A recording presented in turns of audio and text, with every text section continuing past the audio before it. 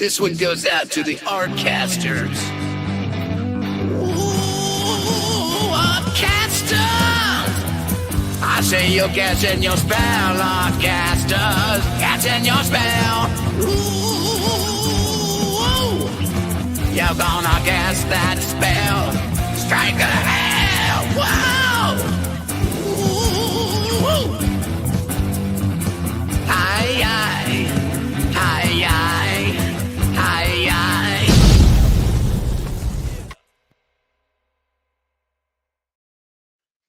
Greetings, everyone. Welcome to Artcasters 458. I got a little dyslexia there, but we have a returning guest on the show today. Josh is not here right now, but I just got a text from him saying that he's having trouble logging on, and she should be on in about 2 minutes. So I probably should have held off, right. but he will. It sounds like he is going to be joining us. So anyway, so I guess we'll just kind of do this kind of a little out of order until Josh gets here. But I'll start off. What we usually do is go around the virtual room, introduce ourselves, talk about anything we have to promote, and then get into the topic. I have something big to promote. If you look under my name here, you see youngandthedead.com. That's going to take you right to my Kickstarter, which is not live yet unless you're watching this a little bit afterwards. But there is a landing page where you can click on there and you'll be notified as soon as it goes live. And I put together this little mock-up of the trade paperback for Young and the Dead. It's got a cool wraparound cover. So you'll be able to get the whole story, or if you've been collecting the single issue, you'll be able to get the latest single issue, which is actually it's not double size, but it's like larger size than the typical comic I've been putting out. So, but anyway, there's tons of rewards and stuff there that you'll find out. But just go to youngandthedead.com and just sign up to get notified when the Kickstarter goes live, which will be, I believe, next Monday. So I'm super excited, still getting stuff ready for that, but I'm ready to roll and get this final issue out to everyone. So that's what I got. Chris, what about you? You just got back from WonderCon. I'm sure you had a lot of cool stuff to sell there. You had, I assume, you said you always like to bring some new stuff. So I don't know what you want to promote tonight, but let us know. Sure. Yeah. I mean, my usual thing is my indie comic that's on the circus. I was working on the 5th issue, and it was making good progress and it hitting that momentum. But I got struck by this bug of wanting to promote this new thing I've been doing. Well, not new thing. It's new additions to something I've been doing for a long time. It's the space. It started with a space cat, but I basically named them. There's a crew now, so they're called the Posmonauts, and I wanted to have something new for the show, and what way to introduce something new than a newspaper. So I ended up basically creating my own 4-page paper with, articles that I wrote, and if you notice some ads in here, we got some circ works going on there. That's awesome. I love it. Thanks for letting me put an ad there. No, it makes it feel more legitimate, right? When there's actual well, it's free ad space, but it's like a neat talking point, because I've kind of worked that into the story where basically, like, it's this mysterious organization of secret space program astronaut animals that have been basically the true heroes of the space program, and then how they're being introduced is through these little pins and products that I was taking to the show, and basically becomes a conversation piece where this is how we're organizing it, is through art shows and crafters, and people get mysterious pins and what are these, and then this is how we're kind of introducing the story. Oh, that's cool. So it's like a meta story, basically. It exists in this universe as like this alternate history of a what if of these characters existing. And yeah, it made for a great talking point. So it was a lot of work to put it together, but a lot of fun. So posmonauts.com, you can actually see the new character lineup that I have, and I made little rocket ship toys that have mystery pins inside. This is a lot of work too. There's a. Did you 3D print those, or? No, these were actually repainted, which was also its own task, right? They were like Easter. They were carrot colored. They were bright orange. Oh, I had to that was. Yeah, that's totally, you and I are like kindred spirits. That's totally something I would do, because I used to do the little lab experiments, and basically what I would go is I would just buy cheap stuff from like Oriental Trading Company or something. Exactly, that's the one. But I would package it really cool. So I buy these little like octopus that stick on the walls and stuff and crawl down. But then I build packaging and I build a story around it. I call them like a hydropus, and I change it all around. And it's just so cool because basically, I mean, you're selling the sizzle, not the steak. So exactly, you got to create a cool story, and you can sell anything. I mean, it's like the whole pet rock thing. So right. Packaging matters, because I had to like find the perfectly like sized plastic thing. So I videotaped the whole thing. I recorded the thing just to show the process. I only made a dozen of these, so they're fun. I just like to have some product that ties in, feels vintage. But yeah, it was a lot of fun. And I had 2 new pins. I had a space rabbit and a hamster that had just come in. So that was my new debut product for the show. But now the crew is definitely like shaping up with exciting stories. That's got my gears turning. That's cool. What do you think it'll ever evolve into anything in like comic book form, or?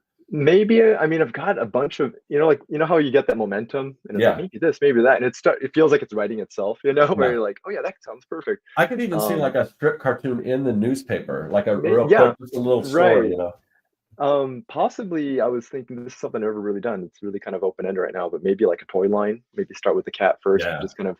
I like the idea of just like Ninja Turtles, where the story happens on the back of the carded package, right? Like G.I. Joe, right? Where like Larry Hama's writing like, all right, this guy, his Snake Eyes, what's the story? He's actually this, and if it's cute enough and cool enough, when you're playing with it, you kind of come up with their own story, and I kind of like that interaction of whoever's playing with it is coming up with the story as much as the person who made it. So maybe that, or maybe an animated pitch, who knows? But we'll see where it goes. Definitely having fun developing the world. Awesome. So definitely check out Dylan. What was it? Posmonauts.com, you said? Posmonauts.com, yeah. And also I've got a link to your website in the description too, but definitely check out Posmonauts. And stay tuned, Dylan. This is I feel like I was gonna say a fish character would be great. I've already got sketches. This first round is just 7 characters. It's cat, dog, eagle and raccoon, rabbit and panda, and a hamster. But the fish things come in. Cool. It's going to be an axolotl. So because they're going to be adorable. But I definitely think there's a super fun idea of like a fish character in a ball, like in a water container. But it's also like an exploratory vehicle. There's a lot of fun things to do with that one. So yes, there's going to be aquatic animals coming down the line. All right, well, Josh, you made it. You made it. I know my internet was banging up. At least you're here. So awesome. Yes. What do you got to talk about, Josh? Promotion wise or anything? Oh, we're doing intros. Yeah. Okay. So we're just a little out of order, but we're pretty much on track. Yeah. Okay. Well, so I am Joshua Kemble.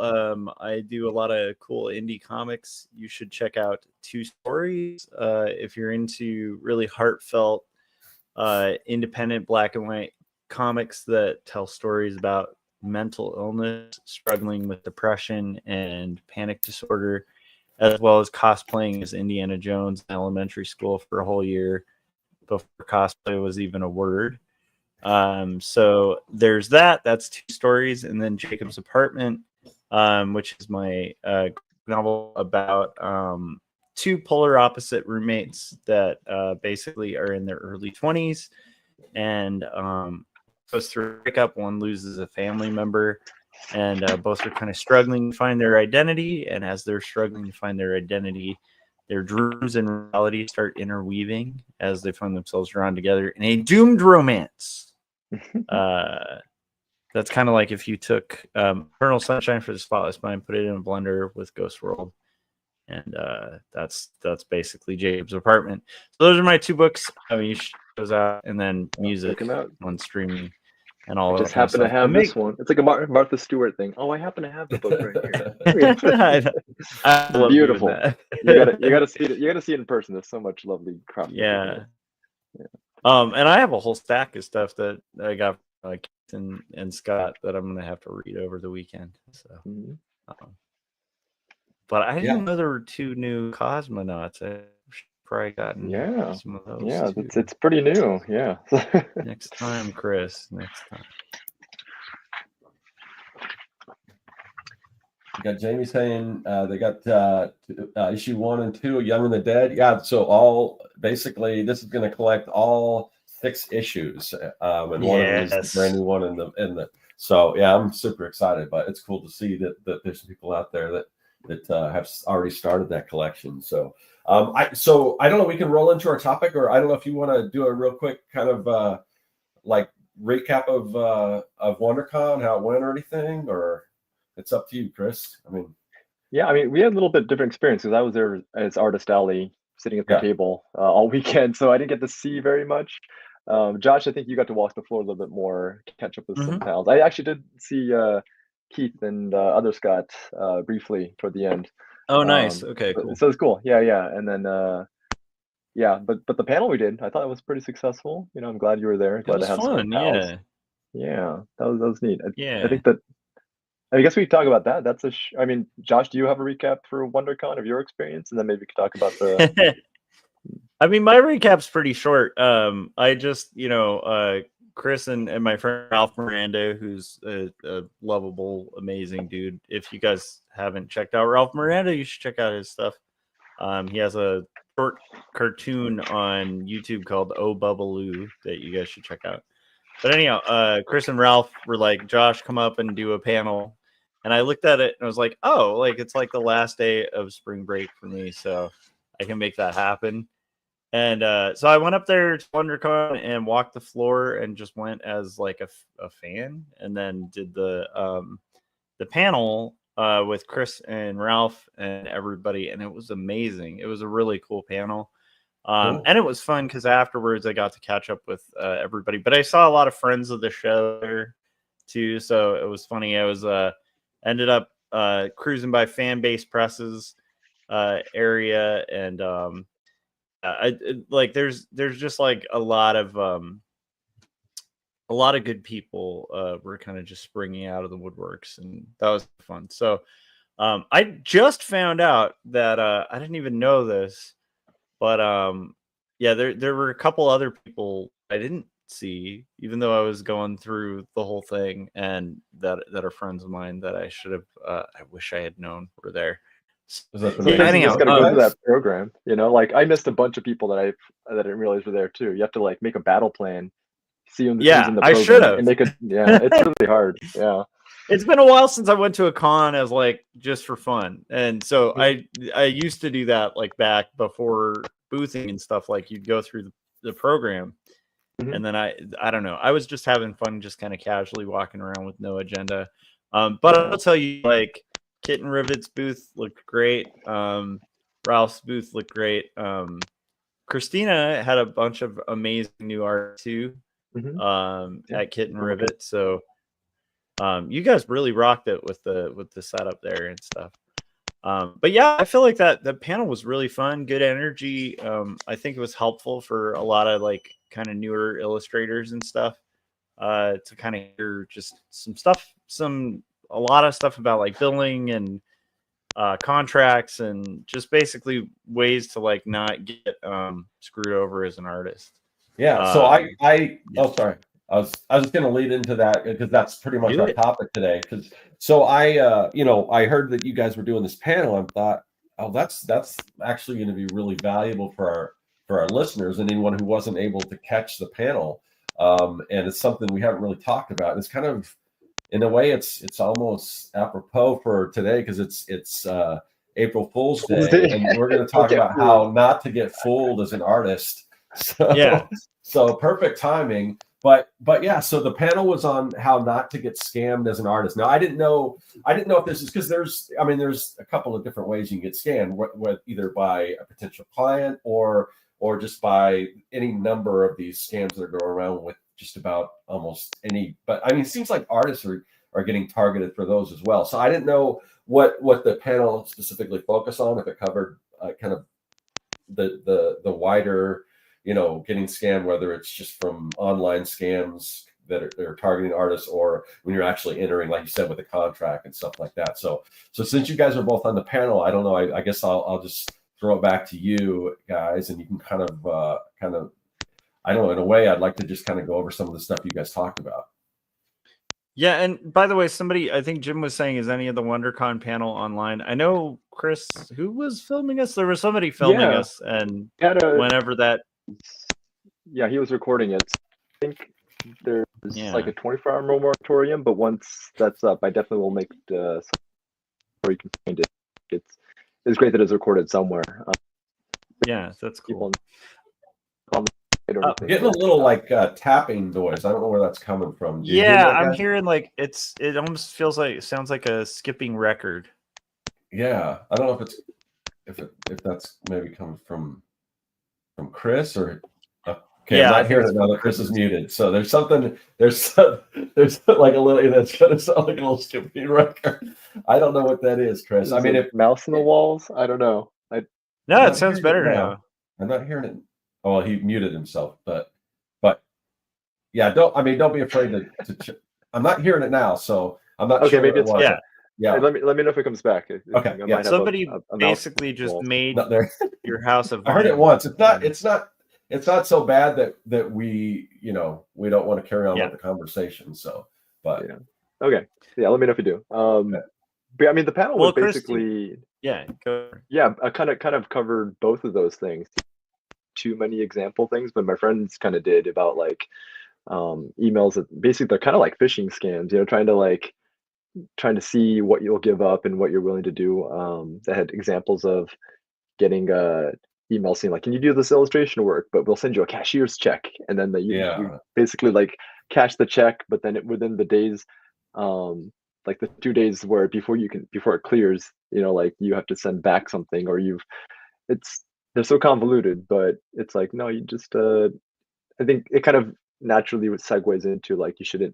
These are just best practices that Josh covered a lot about, like setting up your contracts, and if it's a new client, maybe do a little bit of research and make sure that this person is legit. Like I've done that, like I Yeah. asked other artists, like, oh, I saw you work with this person. How are they? Just and I think my angle was that I would always recommend just kind of building a buffer of trusted, people around you that who are also Yeah. kind of in the industry, and so you kind of get like instead of because but I think this is helpful for younger people, especially because you're so hungry at that time. You're kind of want to like it's dangling the idea of like any professional work at all. I completely remember that, like I'll take anything. And I think like when it sounds like a really good prospect, you're much more susceptible to the emotional excitement of like, this could be real, this might be a big job.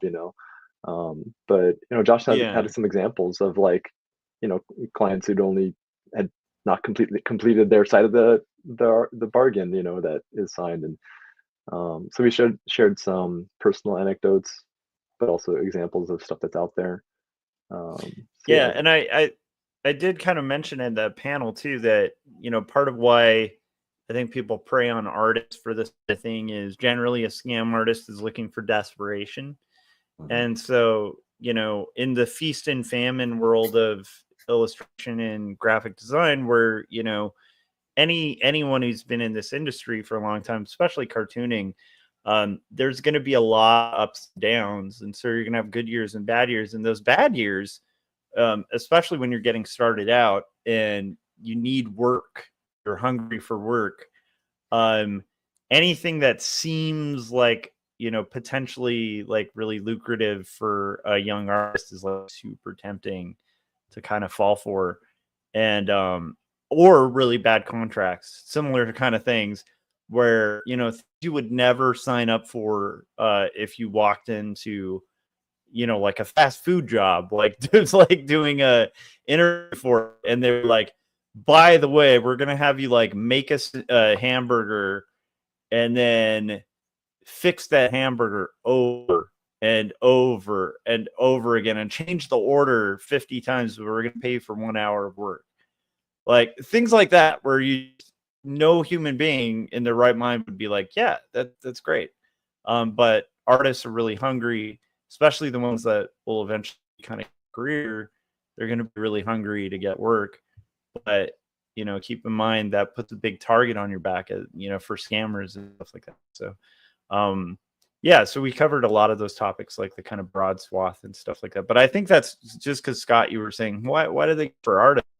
And I think that's why. I think art is one of those realms of where there's realms of desperation, and anywhere there's desperation, scammers are like vultures, just kind of, picking at the corpse, like, Yeah. I don't They're know if that also makes like sense. they're picking at the part of the herd that is the least able to protect themselves too. I feel like as Yeah. artists, I mean, myself included, I'm like really not versed with the legal parts of which is a really essential part of the business, like contracts and knowing Yeah. what your rights are and the copyright law and those things that like it happens all the time where a giant company will just steal an artist's work and put it on their thing, and artists Yeah. like, do we know what to do, how to pursue that? Like you need a lawyer, you need to know how to like if you have a social media following, that's kind of the only recourse. Oftentimes if you're small enough, nobody will ever even Yeah. care because you just get stepped over.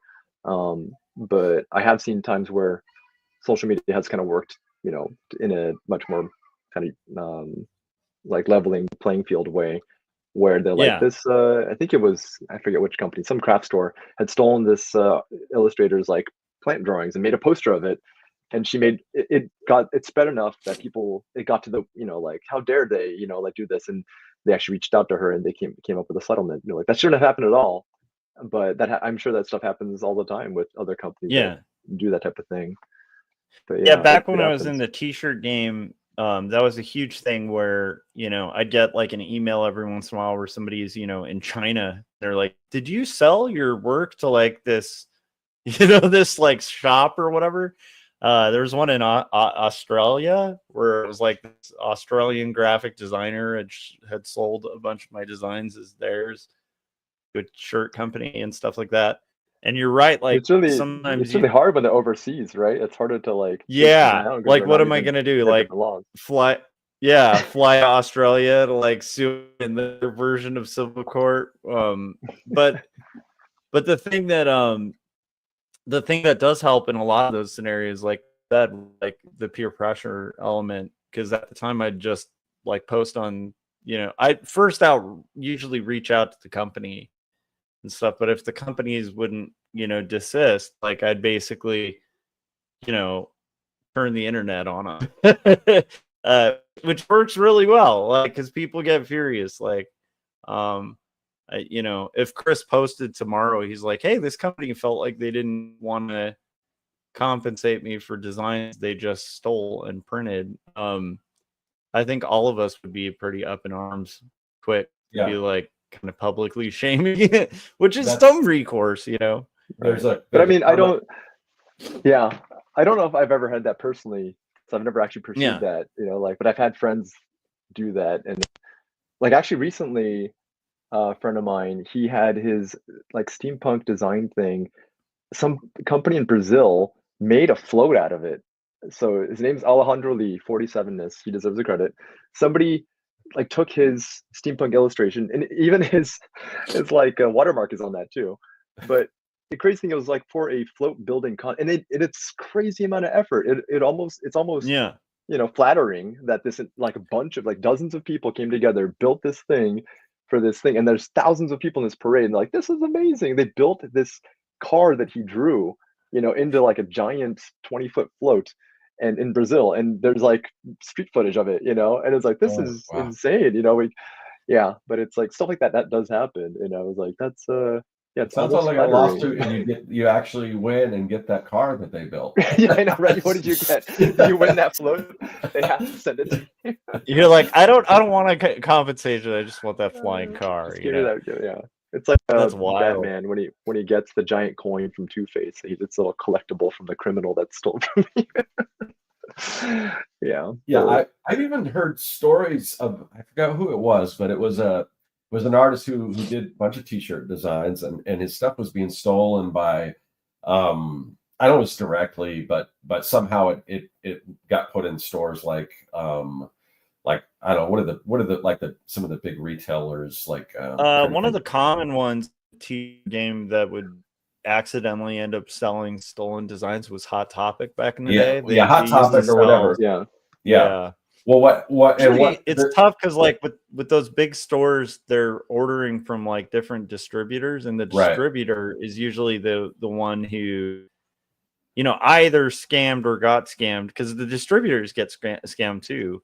We didn't Right, actually like the talk about that, Chris. Was the that's the true. like in the There's t-shirt people. game? Yeah, Yeah, sometimes people will sell designs they didn't do as their designs, and then right. the client actually gets scammed. They pay this Yeah. illustrator And that or leads into graphic what I was going to designer. say.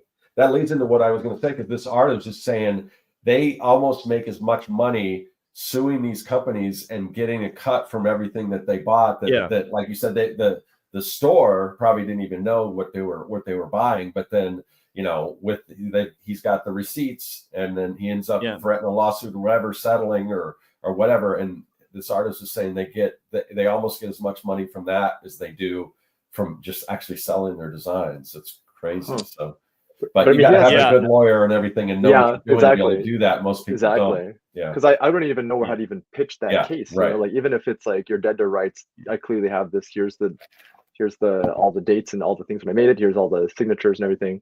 But I don't even know where to. You would have to have that machine at your disposal. At least somebody like a lawyer that you can turn to easily without having to. That would pay them hundreds of dollars an hour to like advise you on. Shout out to Jeff Mason of Alternative Comics. Well, I mean, old school Alternative Comics. He's the old owner, but he's also a lawyer in Florida, and he used to help me out with cease and desist letters for free, which I'm in severe debt to, because you're right, Chris. It helps you have to actually know a lawyer. And also, if you just as a contractor like send a cease and desist, it doesn't have a lot of power. Whereas if an actual registered lawyer sends it, usually you'll see that work disappear pretty quick. Yeah, and that is something that because I'd like to get into a little bit about what we can do about stuff like that. Because say you're just starting off, you don't even have like a lawyer, you can't afford a lawyer. That doesn't mean you can't put together a cease and desist that looks like a professional. I mean, even now, and I'd hate to recommend like AI, but you could have like a Chat GPT or something generate a really official looking, especially if you're an artist and you can design a letterhead that looks legitimate, and it'll probably be enough to get them to stop selling whatever they're doing. Maybe some people don't care, especially like you said, if they're in other countries and they just realize there's probably not much you could do, and they've calculated for that, and they'll do whatever they want. Well, definitely, like China is definitely one of those countries where if they steal your art and you're not in a business relationship with like the factory or place that's like stolen your art, it's just theirs. Like there's no recourse unless you're getting like scammed for like lots. Like it depends on the amount that you're getting taken out of to kind of do the math on whether it's worth it to like get a lawyer for it. And with China, the copyright laws are so like unenforceable that you're pretty much just crap out of luck. I almost feel like at that point you just have to take it as like flattery. It's also hard because like so much of our product is made there too, like pins and like you're basically they have the files like that. That's a lot. I think a lot of times that's what happens is you send stuff out there, they got it, and then they just make it themselves. Like pins like or whatever. That's where relationships matter, where you like I had to really vet the person I'm working with, that made the pins, because I need a recommendation because it feels.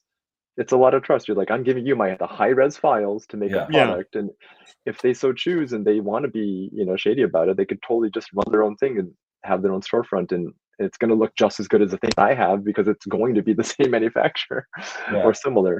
So it's although I will say from the piracy game, like you'll be lucky quite often if the ripoff was that good. A lot of the time, you'll still see.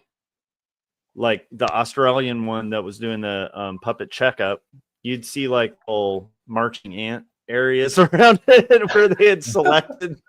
And it was like, but they professionally like screen printed it, but you could totally transparently see like where they ripped it, which almost made me want to cease and desist more because I'm like, oh, it's my design, but it's like a crappy version of my design. So get that thing.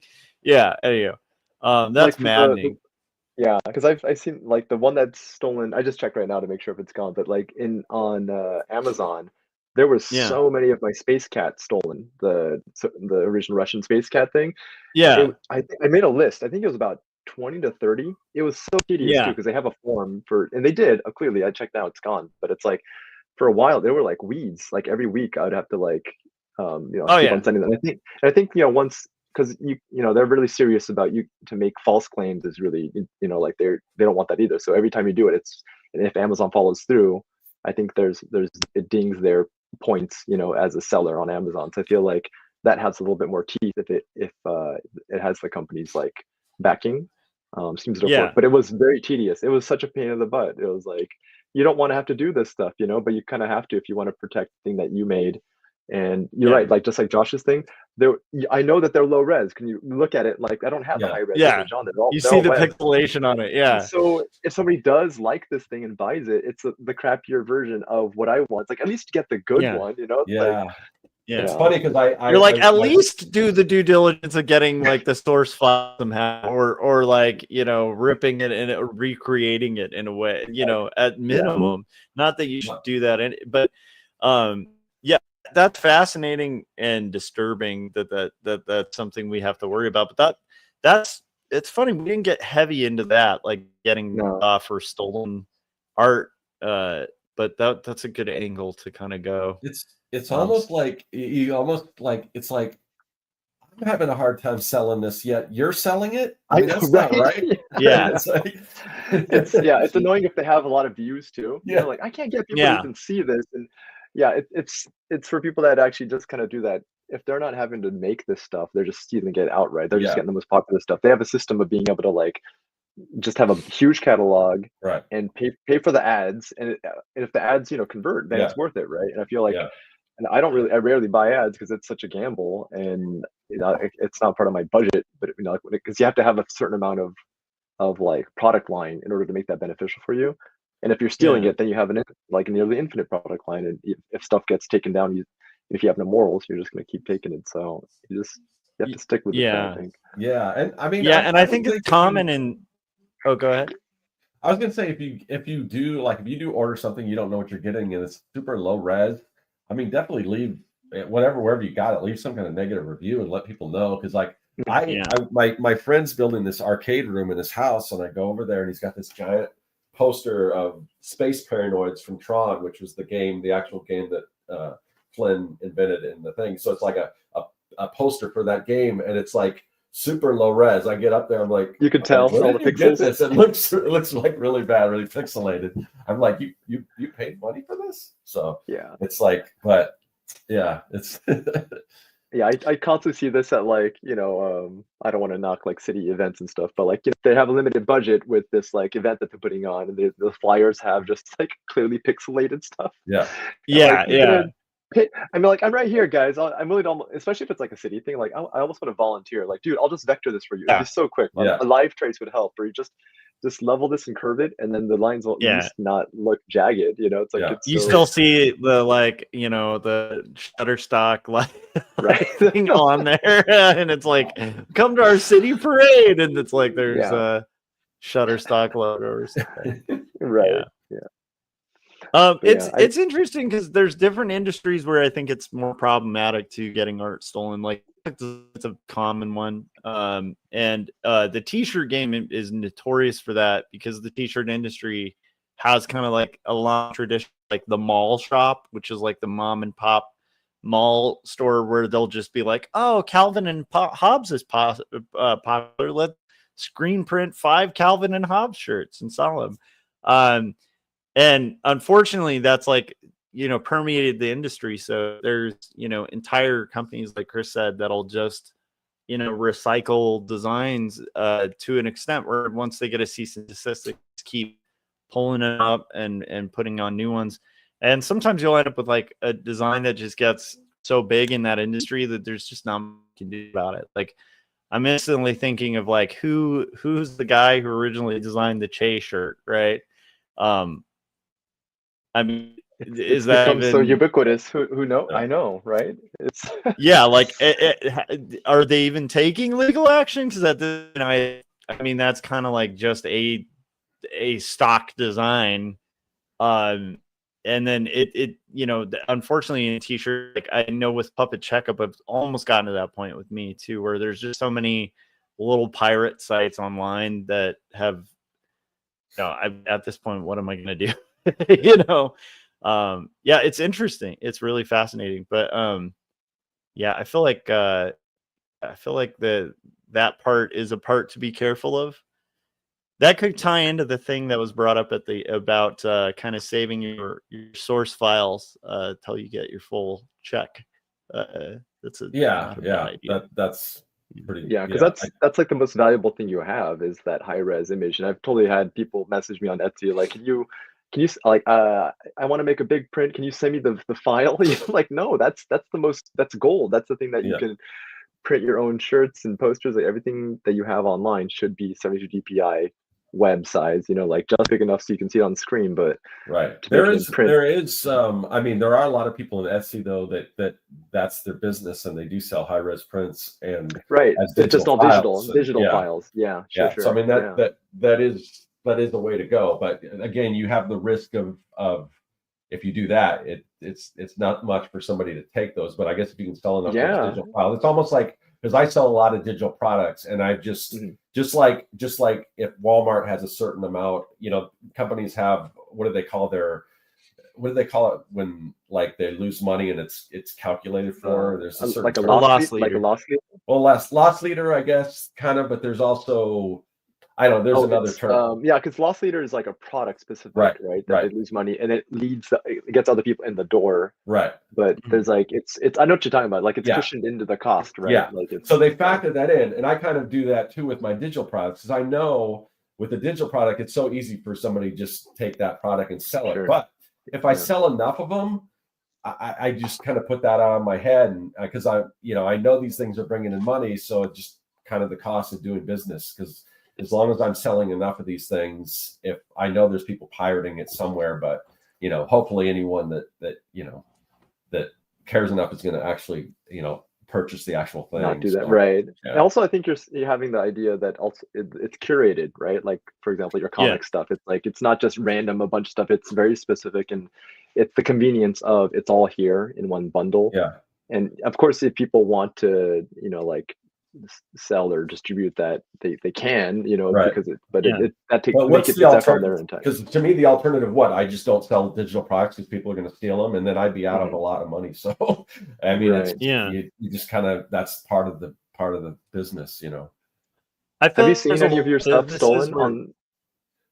Not the digital product. I haven't. You just know what happens. It just has to. No, for sure. Yeah. Stuff like that all the time. So I haven't really seen it. I haven't seen, but sometimes it's confusing because I'll make deals, like bundle deals with various companies, and so there'll be a company. It's weird because there'll be a company out there selling it as part of a bundle where I get a very small percentage, but then another place I'm selling it at like full price. But that's another thing I just factor into it.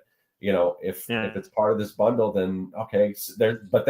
And when it's usually with the bundle, they sell mass amounts of them. More, right? So, that's the whole point. So that kind of adds up too. So it's just, and there's only been one time where I've had somebody say, "Hey, I bought this thing at full price or whatever," and then I saw another company selling it for whatever, and I refunded them whatever the cost was. But that's happened once, So it's just, and it's to me, it's just the way I look at it is it's up to the consumer to shop around.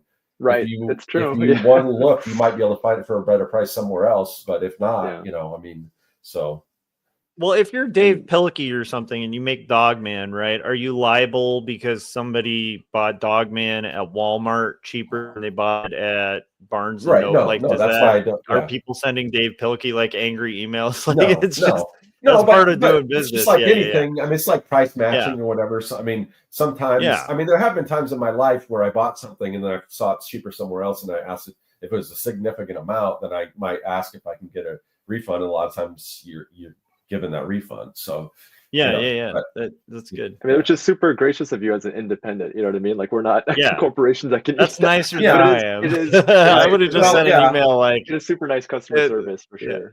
Yeah. Well, I ask people receipts. I say, where did you find it or whatever, and first I look to make sure it is legit, which it was. Right. But it's I mean, it's the same thing with like if I send something out and it gets damaged or it doesn't get there.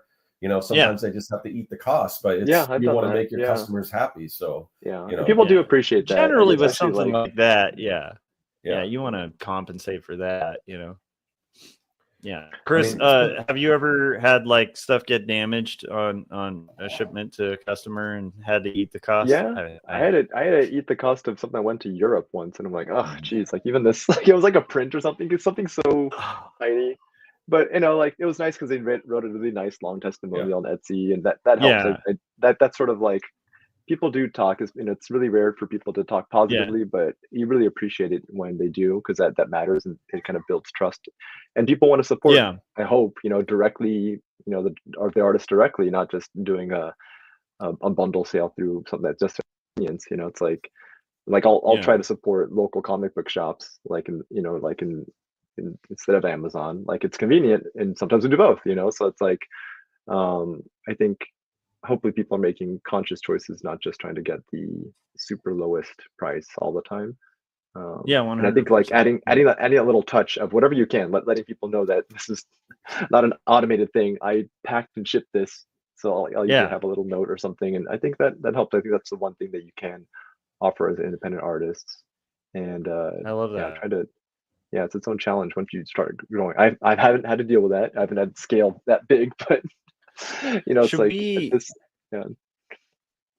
I was gonna say, should we possibly kind of start getting into some of the, like I feel like the direct scam thing, right? Although, yeah, because we're talking stuff that that we happened addressed. after people made. Yeah, I think that'd be fun to have examples or something. Yeah, let's get into that. Yeah. Because I kind of want to go over a lot of the stuff that you guys kind of covered in the So I felt panel. like with the direct scam thing, this is just like the straight up email scam that specifically targets illustrators and designers. So Scott, at the panel, I mentioned this, and everybody on our panel was like, "Yeah, I've gotten that email. Like, we get it all the time." I'm curious, have you gotten this email? It's like, I'm a hearing impaired, sight impaired lecturer, and I'm doing this series for like these local places. I need somebody to help me make slides. I will pay a very reasonable price. Like, quote me your best rate. We have a great budget, that kind of thing. Right. And I get that email probably once every 2 weeks. And you get them I don't get them that often, but I've got them before. Yeah, and I think the things you got to look out for, first of all, and you got to be careful. I mean, because they want to prey on you being sympathetic. So if you have somebody that has a disability, your natural inclination is want to help them out, or and a lot of time those are the type of things that you're like, okay, well, that's a kind of a good cause. I might do that as pro bono. But the other red flag is, usually people don't come right out and say, oh, we're going to give you this amount of money, a huge amount of money. People usually negotiate. People don't talk money right away. That's a huge red flag. It's the one thing I get kind of being on YouTube is the product, advertise our product, or we'll partnership, and we're gonna $10,000 or whatever for you to feature our product. I can look at the stats on my channel. It's not worth. There's no company that is worth $10,000 for me to advertise their product on my channel, because it's not big enough. So if it sounds like it's too good to be true, it probably is. So the other one I get, that's a really good line. The other one I get is, sometimes I get these ones like, oh, we want to feature you on US Today's business section or something like that. I'm like, okay, you've got to be realistic with yourself and know, okay, USA Today readers aren't going to care about my small little company. It's not. That's. It sounds nice that, oh, wow, this could be a great thing for me or whatever. Right away, that's a red flag. I don't even bother to follow up, because you kind of have to understand kind of where you are, about the size of your company, what you are, kind of, otherwise it's just like, no, this is a definite scam. So. Yeah, and that ties into kind of what Chris was saying about kind of building networks of people. Like, if you get a fishy email like that, it doesn't hurt to like reach out to a friend who's in the industry and say, what is this? Or Well, the first thing, it's, even if I you mean, have no friends, in the industry, like just Google it, yeah, that's the thing I and was going to search say, for it. because Yeah. they use technology against you, but you could use technology right back. If anything you got Yeah. is kind of suspicious, just whatever it says in that email, type in Yeah. that and say scam, and you'll see if it pops up and say if it's a scam, and it usually is. Because I'm always 100%. This doesn't Like sound right. That's a good way. So the hearing impaired blind artist, I was trying to figure out, because I knew so many artists who got that. I was like, what is this? So I finally like researched it, and it turns out it's the typical overpayment scam.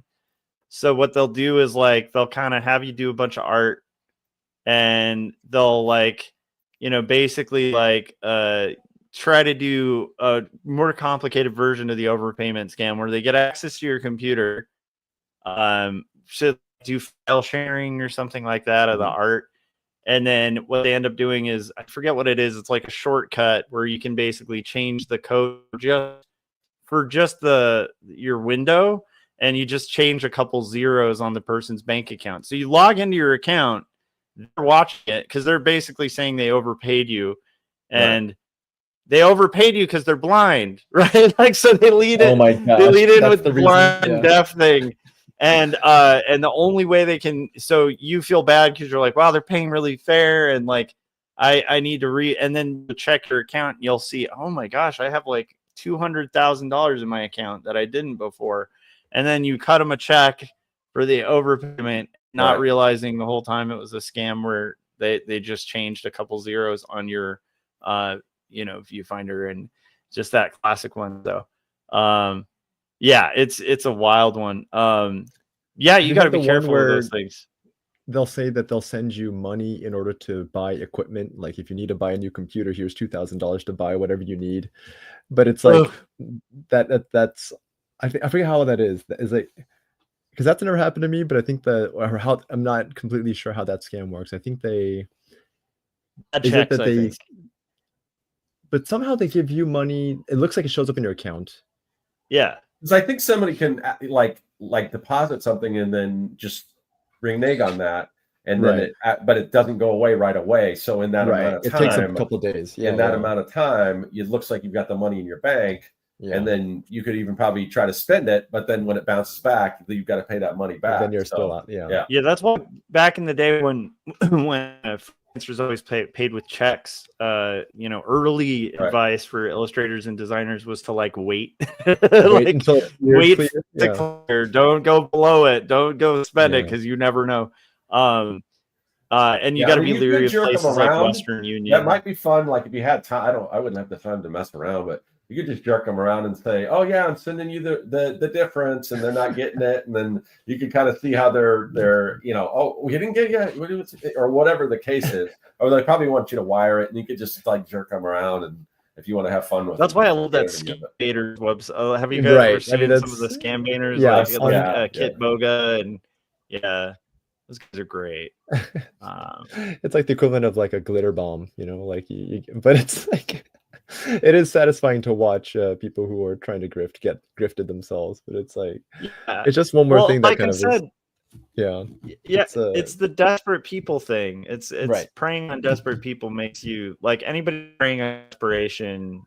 You kind of want to see them get punched. In a way, it's kind of weird, because if you are that desperate, chances are you might not have that much money in your bank account. So it's like, but I guess any little bit, but that's the saddest thing. They often prey upon people who don't already have very much, and then that's when you're most likely to fall for this thing, because you're not making sensible decisions, making emotional decisions because you're trying to make a living, and that's where you're most susceptible, and where you need to kind of like keep your head straight, but also talk to your friends and Google things before you jump on it. Google also Reddit tends to have good like user feedback, because I think people have direct like usually if I do Google something, I'll get like Reddit posts or something like that. But I remember sort of starting off and struggling. Anything that sounds like it might be a bite or something, you're just all excited, and your decision making sometimes goes out the window, because you are desperate.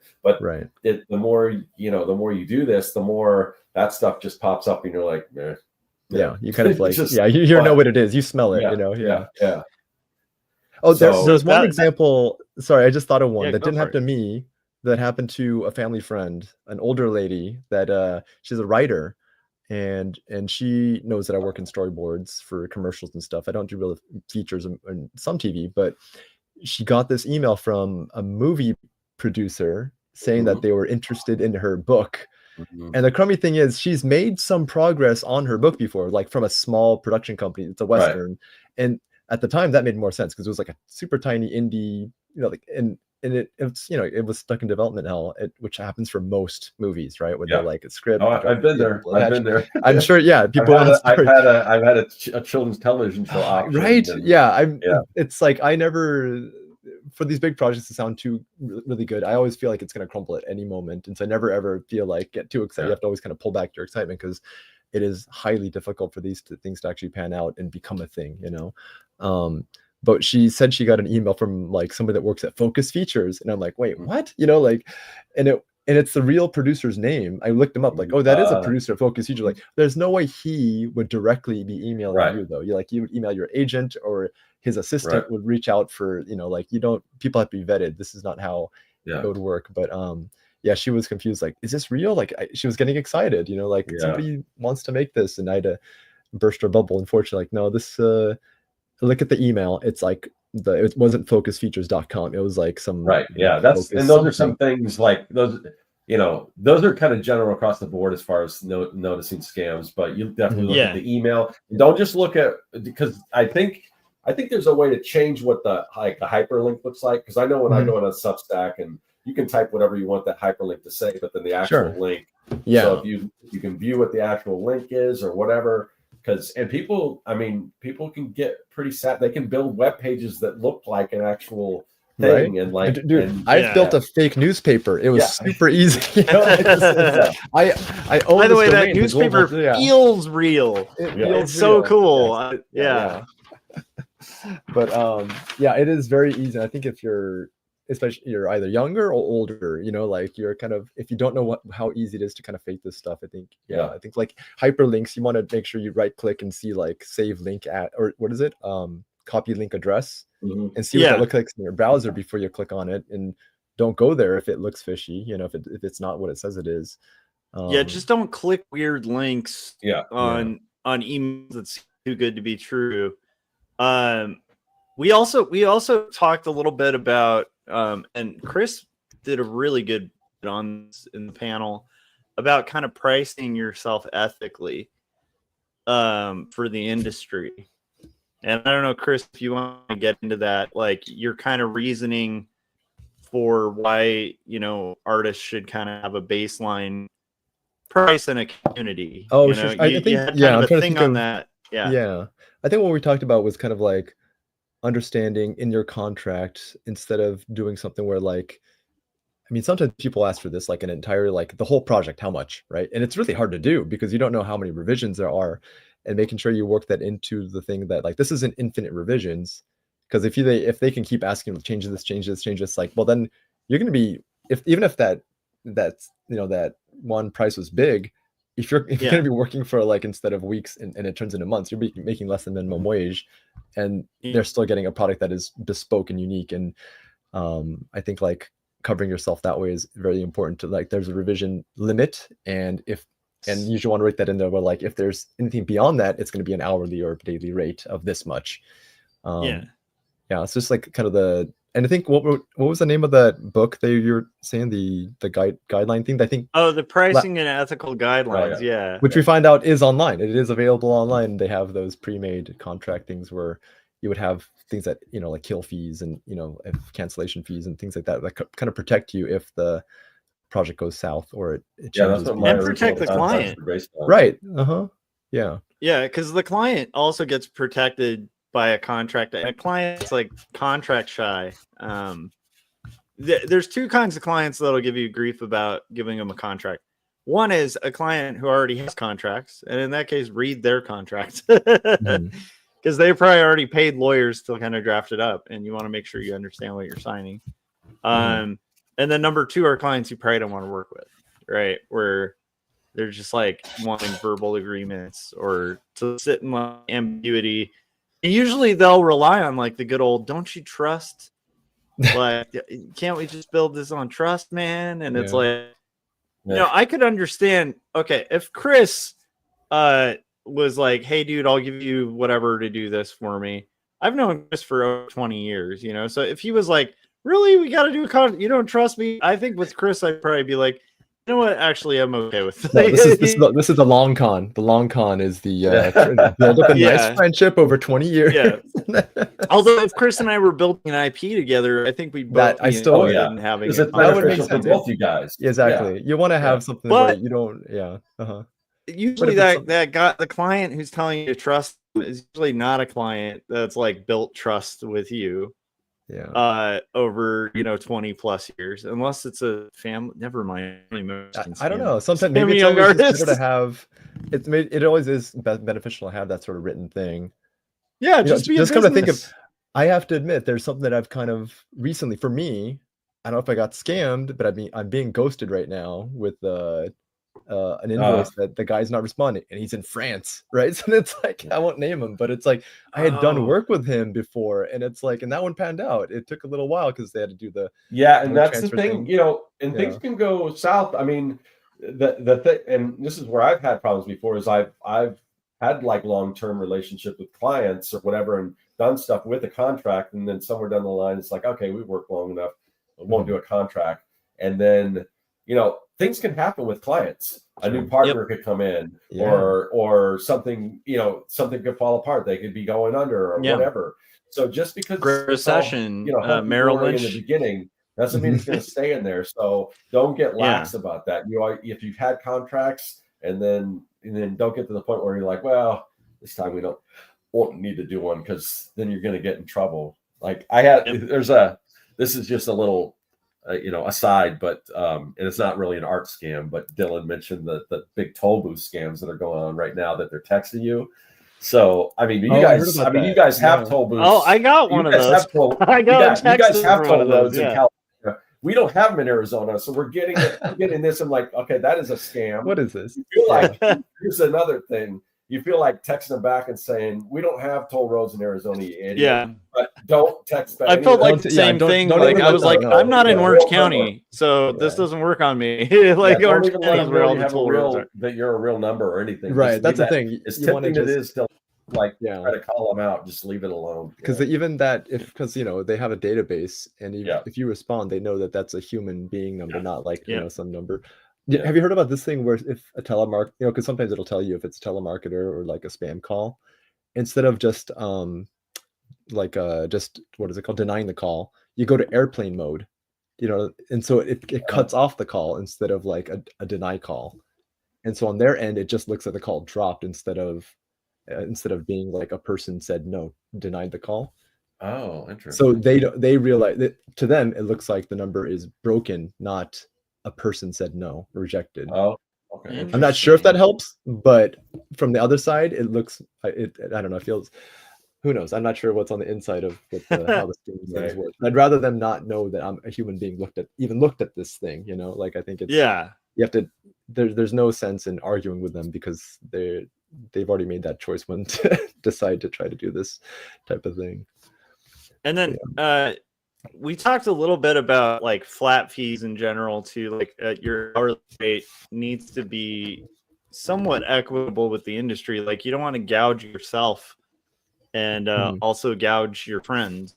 So that's where it's good to kind of ethically like start looking at some of the base rates and start asking around. Like most, right. Like it's kind of it's kind of faux pas in a lot of places to ask about money, especially publicly. I really don't think it should be, right? I feel like it really shouldn't be. But in illustration, I think in most business it's not, right? Unless you're the CEO, everybody knows how much CEOs make. Why is that okay? Yeah. I feel like if more people talk illustration about and design. I think it's huge. Like, I do think most illustrators and designers will share if you ask. If you're like, hey, I'm working on a T-shirt design, I don't know what to charge, or I just got a storyboarding gig. What should I charge per day? Right. I think most, like, I know I myself probably wouldn't mind sharing that with like a young illustrator. Yeah, I think people really should. Yeah. Ask around before you price yourself out. A lot, Chris was talking about this too, where, a lot of the time you think you're, especially when you're starting and you don't know your own time frame, you think you're like rocking. You're like, I charged that guy $50 or something still like ridiculously low.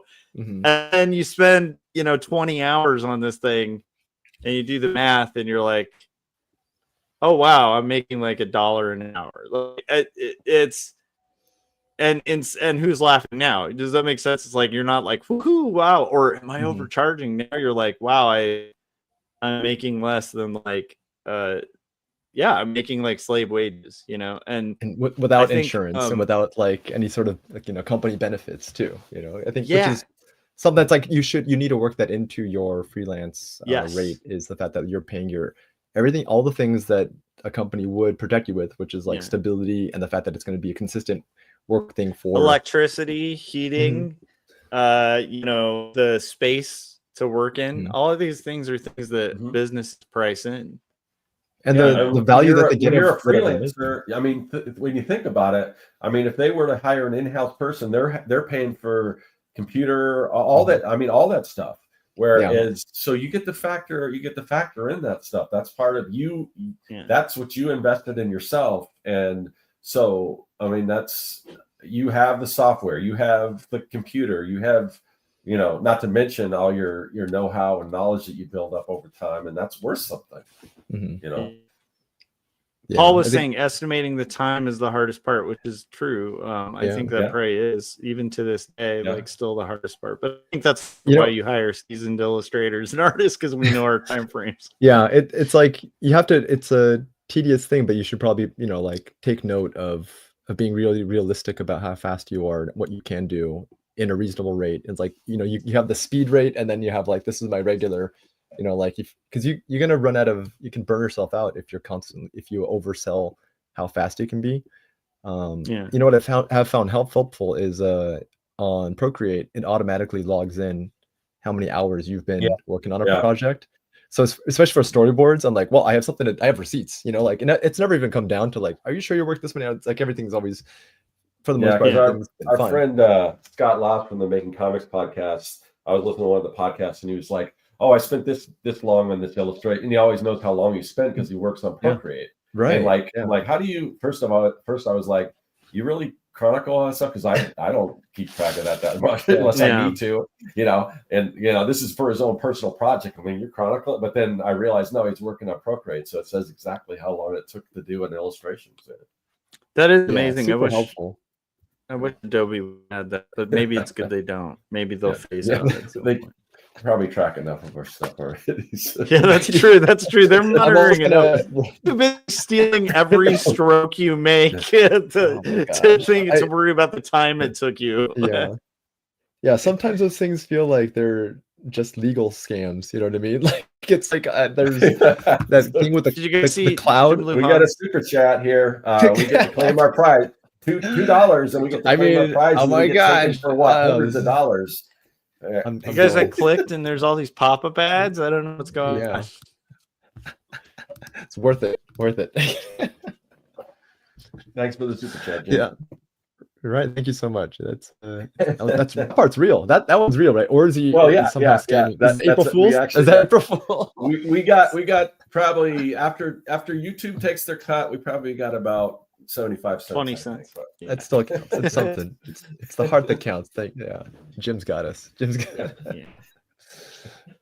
Oh my gosh, I'm so excited. I don't know. About there's some other.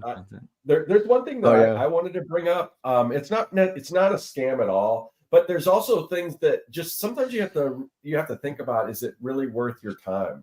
There's one thing that I sort of fell for it before. And it's like, again, it's not a scam. It's just sort of a business model that's not really that beneficial for the artists. So there's these like online newspapers, and they'll reach out to you and they'll feature you in their online newspaper or whatever. Yes. And but you have to write the article yourself. And so I did it once, and it didn't do anything. I never got anything from it. And since then I've had several people come back, and I'm like, okay, this isn't really worth it because I'm doing the work for you. Right. I'm writing I'm creating your content for you, and you're getting something out of it, and I'm not really getting anything out of it. So I'm sitting all the time basically doing work for you.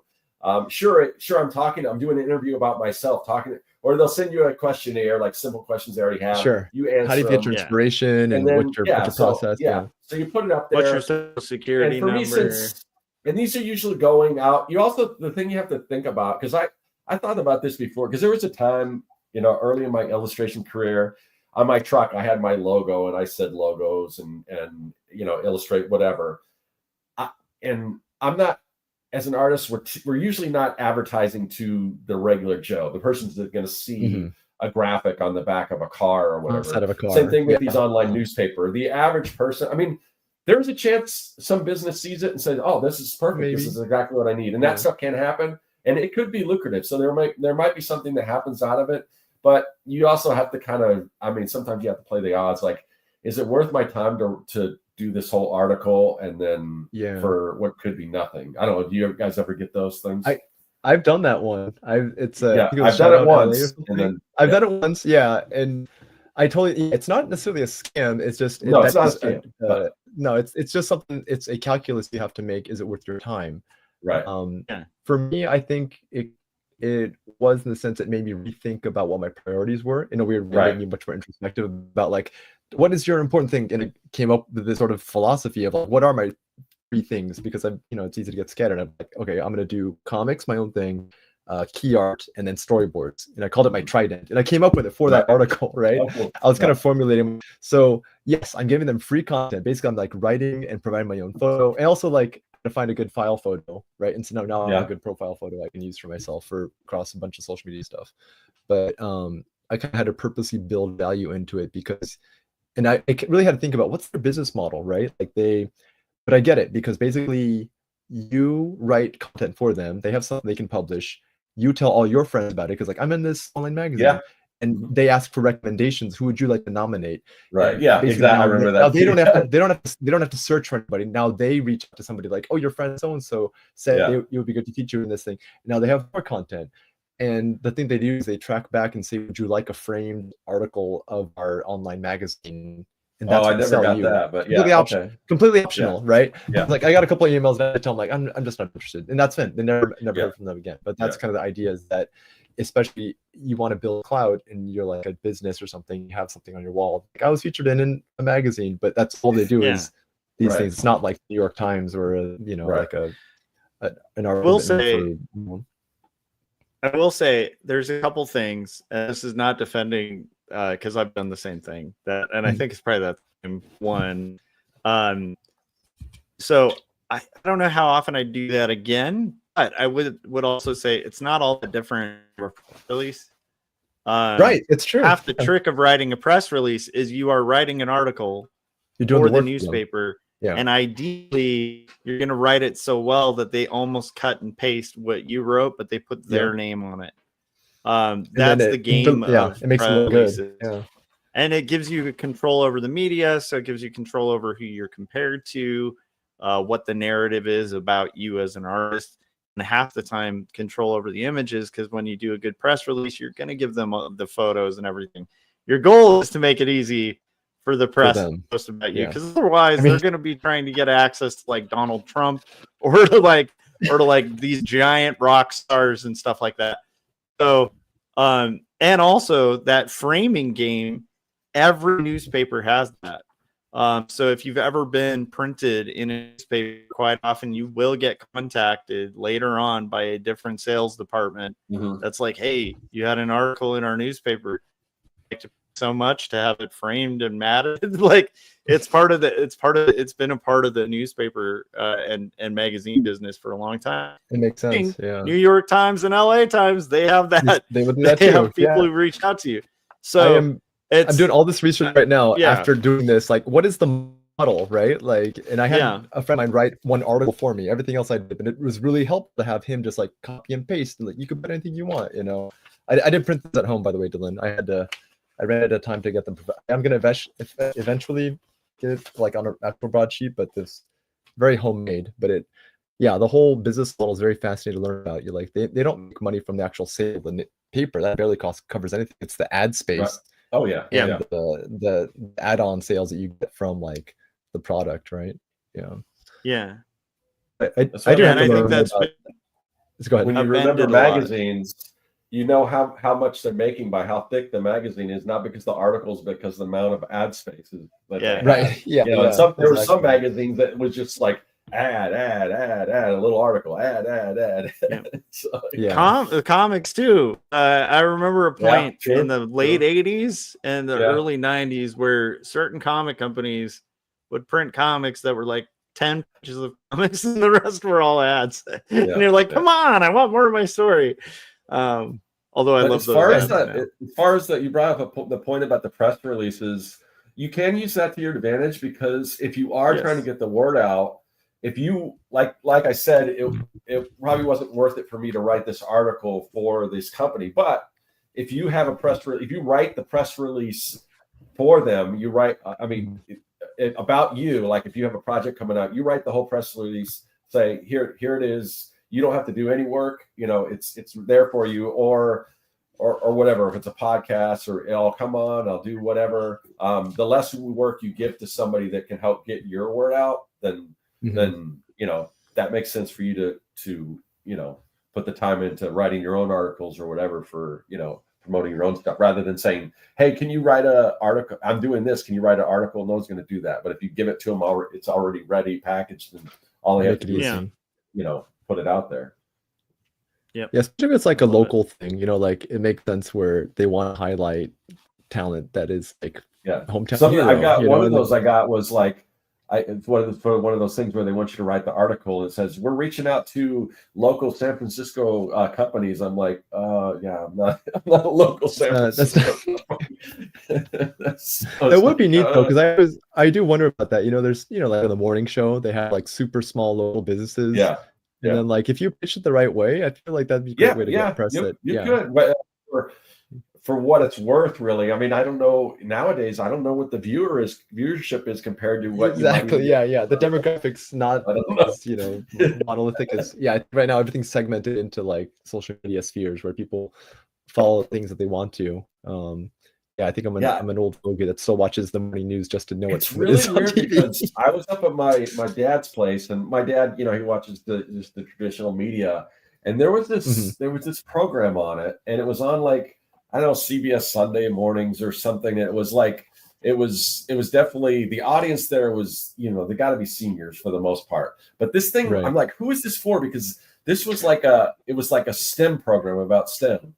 And it had a bunch of young kids talking. It looked like it was something you would see like on a YouTube channel or something, but it was right in this weird time slot. I'm like, seems like the worst target for this particular show. I'm like, what is the, what's the deal here? Because this doesn't make sense. This needs what should be in weird time slots everywhere is Jim Luhan cartoons. Like I would I would love to, right? Just like I feel like right at that, just the flavor of a Jim Luhan cartoon is like a lot of his characters would be on those programs at like 2 a.m. I mean, that's what Adult Swim was basically that, right? Like after all the kids had gone to sleep, all weird grown-up stuff would show up, So Corey posted this. That's kind of interesting. Yeah. I think it's very interesting. Like this similar sort of thing exists. It just in this like streaming media form now, because like there are a bunch of pre-built free streaming things on most smart TVs now, and which is how that model works, by the way. Like that's why TVs are cheaper, is because it's built in with this sort of like ad revenue thing where they have used that data of the users to be able to make money off of it on the back end. Because basically all TVs have they're constantly learning about packaging now. I mean, before you just buy a box, a TV, and it shows what the TV is. Now it's got all this. It'll show a big, animation plus on the front of it or something like that. You wonder what they pay for that. You wonder how much that offsets the cost of the actual manufacturing. And then like you said, all the little things they've got now. A remote control has a button for Disney Plus on it. They paid for that, right? Like, I'm sure. Is it Paramount Plus, HBO Go, or which one gets to be on there, they definitely like bid to be there. How much of because that it's that convenience takes away from the manufacturing costs and everything, and how much? It's just kind of crazy. I got curious about that because like TVs cost less and less. Like think about how much you paid for a TV. Like I saved for like so long just to buy a 32-inch flat-ish TV, and it was like $700. And now you can get like and it's like, why is that getting cheaper? Like it's not even keeping up with inflation. And I looked into it, and it's manufacturing. Yes, the process is also easier, but it's because smart TVs have this thing. There's another stream of revenue that TVs previously didn't. And what's bizarre is like you'll even see it, like I know on the Roku, like they have like a cityscape that is on their menu, and then the weird thing is on that cityscape they'll have ads, paid advertisements on billboards in the cityscape for like different properties. And there's all sorts of little revenues they're kind of sneaking into those services, but very clever. I noticed that, and they would have like, and I'm sure they're not paying for this, but if you look, there'd be a little silhouette of a guy that could be Spider-Man, but it's not Spider-Man enough for them to say vaguely not. The Ghostbusters building, possibly, or it's a fire station. It could be either. It's plausible deniability, right? I love it. We also got into a little bit about like project creep, which I think like scope kind of touched on, but scope creep, so do we want to kind of get into that being like a contract thing, but also just laying clear terms? Maybe we can get into that. The more clear, I think the more clear in your description of what the project is, the better, because people naturally, just like, oh, can you just make this like we'd already talked about number of changes, but then there's times where the whole project can change in the middle of a project, and it's like, oh no, now we want to do this, and it's like, no, that's not really what we originally agreed upon. So you definitely want to lay out exactly what the expectations are in the beginning of that contract, and if it shifts, then it's like, okay, this is something else. We got to do a separate contract for this. Right. And you can even have in your contract stipulations for shifting prior, because I mean, if you do have if you do have that skill, like for example, I think Paulo was talking about somebody asking if you could do the sketches or something, and then it's sort of like asked if you could do animations. Like that's a completely different thing, right? Like, and if you work that in there, like that, if you can do that, that's the job of another person. That's like you charge the price that because you have the ability to do both, right? Like that's basically like a convenience fee, making sure you charge for exactly how much that skill set's worth, right? Like a good example is like maybe you have somebody at your house plumbing, and if you ask them like, hey, can you do electrical work too, and they happen to do electrical, they're not going to charge you the same time. It's electrical is going to cost a lot different than plumbing, which is going to cost a lot different than laying concrete. Like they're all similar worlds, but they're not the same skill set. The expectations are so weird, because if you do have a contractor out your house and something like that, you're expecting if you want something different or something else, that you're going to be charged for that. But for some reason with art projects, sometimes they just expect that you're kind of like just at their beck and call. It's just so weird that the expectations of artists. I don't know what's up with that. Yeah, I like Corey's line. That's a perfect line. Yeah, sounds great. Because you can still be perfectly enthusiastic about them wanting more of the project. That just means they should be able to invest more into it, right? By paying you with it's worth. Because I mean, the plumbing thing totally works. I think the more real world example would be like if they do plumbing, and they break open the drywall.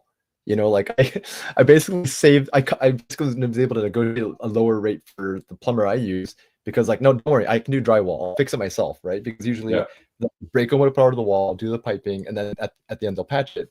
But I'm like, well, if I do the patching, can you knock something off? Because that's a separate job that took hours, But it's like something I don't want to do plumbing, but I can do drywall. So it's like that's that type of thing where they're kind of like tied in together, but they're definitely separate things that each line item should have its own cost in the same way.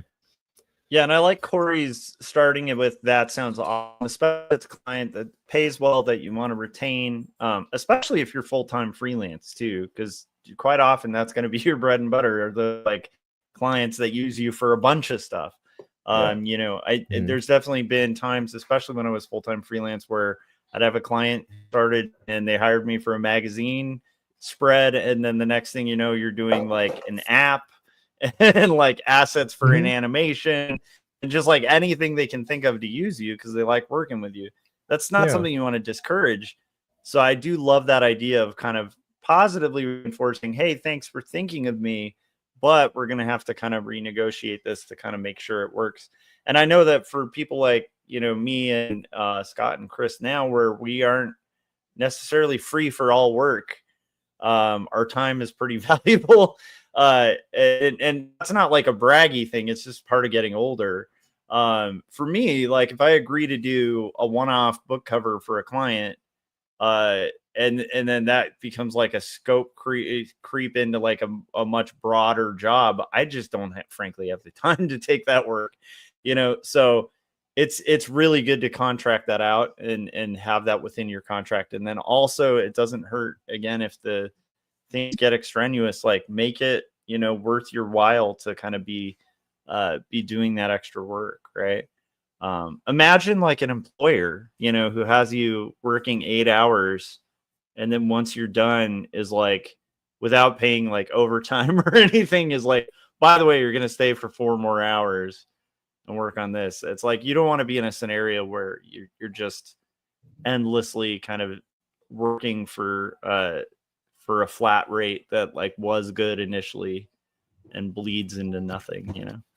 Yeah, you want to find those clients that do appreciate you, you know, that like that know that value what you're bringing to the table. And like Corey was saying, we have good partners, good teammates. Because there's clients I definitely, you know, I work hard to please them because I like working with them, right? And they're reliable. So I feel like building that type of trust it happens gradually over time, and you kind of just, each project is a opportunity to prove value, you know, back and forth periodically. I love that. Also, that ties into like one of the things I almost forgot to mention this from our panel that I think was cool, which is I had to learn the hard way as a young illustrator. But if you have the client where everything's an argument, like everything's a negotiation, 9 times out of 10, I'd say maybe even more than 9 times out of 10, it's probably just not worth it. You know, like if the client's always haggling about money every single time, there's always an initial discussion about money, right?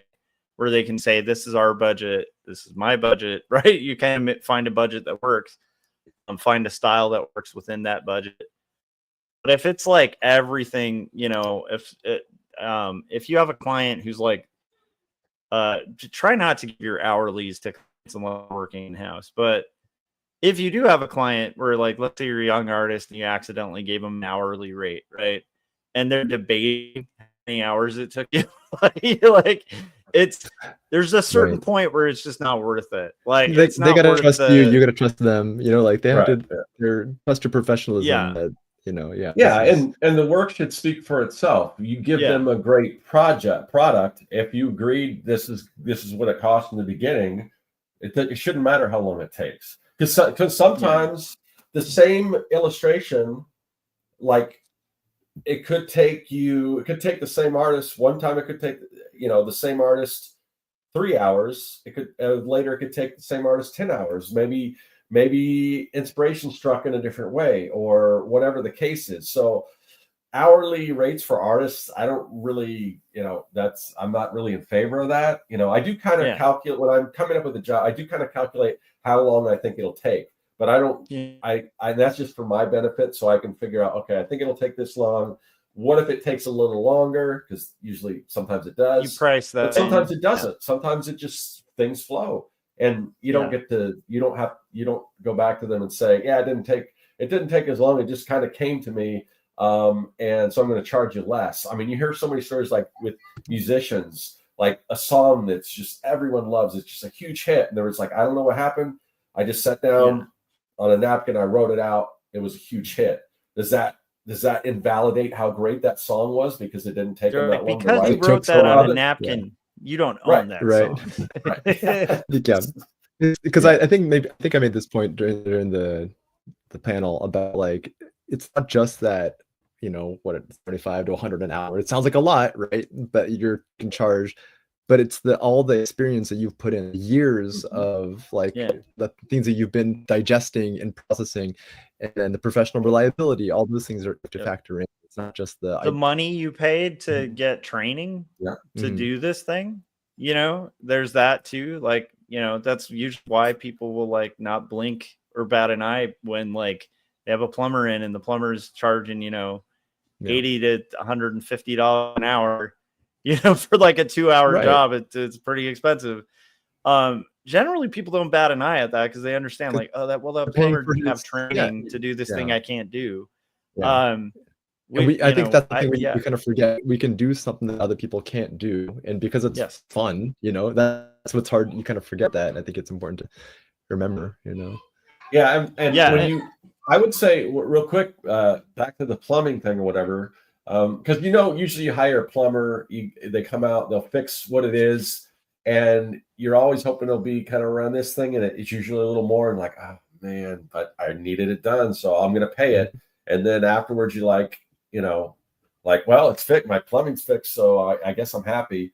It's kind of thing when you're pricing things. If you think it's too high, maybe it might be a little like, oh, that's a little high. But then when they get what when they get the artwork and they're able to incorporate in whatever the project is or whatever, it's going to be worth it for them. So you know, just think about that, because it's like usually, because almost all the time, and I just had a blowout on my tire over the weekend. I'm like, oh, and I knew that I had purchased 2 new tires not too long ago. I'm like, I'm hoping it's one of the new ones. That way I don't have to pay for it because it'll be covered. And it wasn't. Right. But not only did I have to get 1 tire, but I'm like, they're like, well, maybe you should get 2 tires because then they'll you know, and I'm like, okay, well, here it goes. So I definitely wasn't planning on paying any of that before my tire blew out, and then I had to buy 2 brand new tires. But you know, now at least I have tires on my car, so it's like and last longer than the older ones. It's like if you can over deliver and if the client's happy, that's better than, you know, and you've made more. I feel like if you can, you know, make sure that they're happy, that's I just realized there was a positive thing one time where maybe I was underselling, or maybe it was appreciated that it did extra work, but an art director tacked on more than what I quoted. It's like, why don't you put an extra 500? I'm like, really? Oh, thank you. It's really nice. You know, it's super. I don't know how often it happens to you guys, but I was like, it's really nice to appreciate. And this was a client that I've worked with for years, you know, and it was, well, actually, it was a client that had been recommended from somebody who'd worked with for years. So that type of like testimonial really helps, where they're like, they know that I'm reliable. They know that I over delivered clearly, that they were willing to like up quote what I said. And it's like, it does happen where it's like appreciated, and you want to keep those people around, you know. I remember earlier on in my career where I just started doing some work for some larger agencies and things like that, and then I have a contact, and you know, I'm talking to them, and I'm kind of giving them a price, and they said, yeah, that's way too low. You need to go more than that. Like, that's a good and then you feel kind of stupid, but it's like, but like, now you know your value, right? They could have easily. Right. It's good to have people that actually that are a little bit on the inside band, you know, like they know their budget, their big project budget, and they know that like we're willing to pay more for less, and he lets you know your value. And now because they always say when you give a quote, if they're quick, like, oh great, then you know you underpriced. They're like, oh crap, is that too low? Yeah, I've totally thought like there should be that. Like, let me check. And you go, well, because here's the thing, like, and I know this is getting a little, I guess it's the same as kind of not getting scammed, but you can always negotiate. If you give them a price and it's too high, what I typically, and this as an illustrator, that's where usage rights come in, because because a lot of times they'll come at you, they say, I want this to put on whatever I need, whatever full buyout. You give them a large price, and then they got sticker shock, and you're like, oh, that's a lot. And then I'm like, okay, realistically, are you going to make an animated movie out of this? What's the possibility of that? Do you really need the rights for that right now? If it happens that comes up and you're going to make one, you can come back to me and purchase that. That's not a right Yeah. that's going to get sold to anyone else. It's right there if you need to come back and you want that. So then you can move back from there. So that's the best negotiating tactic for me. Usage rights the and then usage rights. and then sometimes execution too, where it's like, you know, I know this for all three of us. Like if you were hiring us as an illustrator, somebody wants to hire you for full color or they just want one color, what's going to cost them more for you guys? Well, the limited color. Yeah. Yeah. Right. Yeah, I think one color easily. We can make almost almost equally good art. Yeah, you're right. Exactly. It's a different style and you're bringing in your own skill, but it takes less time and you can like work within their budget. And exactly. Still, yeah. Mm-hmm. Yeah. So it's like sometimes it's turning them the cliff of like unrealistic expectations where they're like, oh, we have this small budget and we want like, you know, this giant, beautiful full color piece and stuff. And you can be like, well, you know, I can work with that, but how about we try like one color? Because that's what I could do for that budget, whatever. Mm-hmm. But like, yeah, all of that stuff's great. Chris brought this up too. And I think it ended up being a really valuable part of the panel, which was like the idea of valuing yourself as a client and having the freedom to, or not as a client, well, yeah, I guess, well, valuing your clients and also valuing yourself as a business, like where having the freedom to kind of cut in if it's a crappy offer, even if you're desperate, right? Just kind of doing the math and being like, even though I'm desperate, being in a headspace where you're like, I would feel more ethical, you know, mopping floors for this money than doing, you know, art form. And also just kind of holding a standard where you're not approaching people with desperation. And I think we brought this up at the panel where it's like, you know, working for clients is kind of like dating in a weird way. Mm-hmm. And you're going to have a lot of trouble getting dates if you seem really desperate. Like just in general, like human beings are just like repulsed by desperation in a weird way. And it's not necessarily right that we're that way, but most people are. They can just sense it. And really there's like two responses to it. People will try to exploit it or they'll try to run, you know, like, so I think like not having desperation is a good way to start your career or continue your career, where it's okay to say no to things even when you need the money, because it's like there are standards that you hold and that you expect. And weirdly enough, I think if you retain that, you'll end up kind of meeting those standards more often than not. Yeah. What do you think? Yeah. Because if you take a job out of desperation and it's not the best job, but you just like need the money, and all of a sudden say it's like a long-term project and you're not getting paid that much for it. You've done it. It's just something that's like dragging on. That's taking away from your ability that maybe you could have got a better project along the way that you don't have time for or whatever. So, and you're going to end up resenting it the whole time through that project, when as much as it's hard in the beginning is just to let it go and say, really, is this really worth it? I mean, is there another way that I can make this amount of money, even if it's not through art or something like that? Right. And you're going to be a lot happier than if you're exactly. Like, I took this project and now I've got to see it through. Because no matter what, I mean, if you want to be legit, you got to see it through. You can't, even if it's halfway down the line, you realize you made a mistake. You got to see it through because you made that commitment. Yeah, that's part of this, you know, building yourself as a professional and kind of that's a lesson to learn, right? I think especially early on, that's kind of you're more susceptible. But yeah, that point about like, what that the cost benefit, right? Like you have to make that judgment of like, what are you losing out on? Could you be pursuing a more valuable client, or building your website more, or adding to your portfolio with pieces that you want to be hired for? You know, like those are things you could be doing, and it's really hard to guess. It's really, you know, kind of hard to know what the choice is, but you kind of learn really from practice and make relationships with people in the industry too, right? Like, so, you know, if you're getting into comics, like make friends with some cartoonists, ask page rates and stuff like that. You know, I know Ralph, who's on our panel too. Ralph and I have known each other since arts, like graduating back in like early 2000s. Right. And so like anytime, especially as we were getting, you know, burning in the industry, like we're starting to really get gears going and stuff, we'd have conversations about rates all the time. Cause it's like, I don't know what to charge for this. I don't know how this works. And we'd kind of collectively figure it out. and share knowledge and stuff. And I think that's a really valuable thing to have. You know, there was that friend of yours on the panel, Chris, who had brought up also like the kind of scope creep that'll happen in a workplace, like if you're under an hourly rate. And I think it was Ralph Paulo? quoting it might have been Paolo, but I think Ralph also quoted Raf or something. Rafael Navarra, in saying that like you almost kind of don't want to like just because you can do something crazy really fast and in time doesn't necessarily mean you should, because they're going to expect that every time. I try not to let clients have any idea how long I took. Sometimes I'll finish something quick and I'll just wait a couple of days before I present it to them, because I don't want them to know that it only took that long, because then they'll know that they can do that. You know, this is how fast you could be, but do you want to be that fast all the time? It's like now sustainable. Chris, you doing storyboards, I assume it's like it was way back in the day when I did storyboards, but it's probably always like a next day turnaround, or a lot of rush it is. Stuff, so it just I feel it. Oh my gosh, the speed is always like they wanted yesterday, you know, and it's always like they don't have notes until the last minute. Like, geez, you know, like, but that's part of why you can charge, you know, like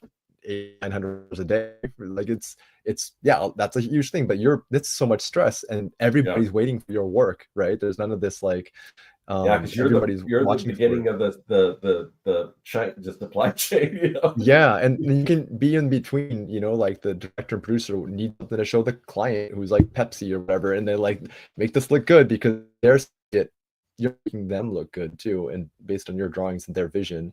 So it's stressful, but that's why you charge a premium, right? And then that's the hard. There's sometimes so fast there's no time to do the contract stuff, because it's like it's just based on, I've worked with this director before, I know this producer, and most of the time it kind of has to be so fast that it's like it's just out the door, you know. And this is where it helps to have friends. Like I've helped Ralph out, Ralph's helped me out, you know, like I can't do this, can you do this? Or like we've just like totally batoned it, you know, like you do the lines, I'll do the tone, and then he'll just like I'll just like help him and he'll pay me for the part out of his thing. And it's like it's a stressful thing, but having that team of people really helps, and being abreast of like how fast you're going and what they expect. You know, it's always good to know what the average is, just so you know when things are crazy, when things are reasonable.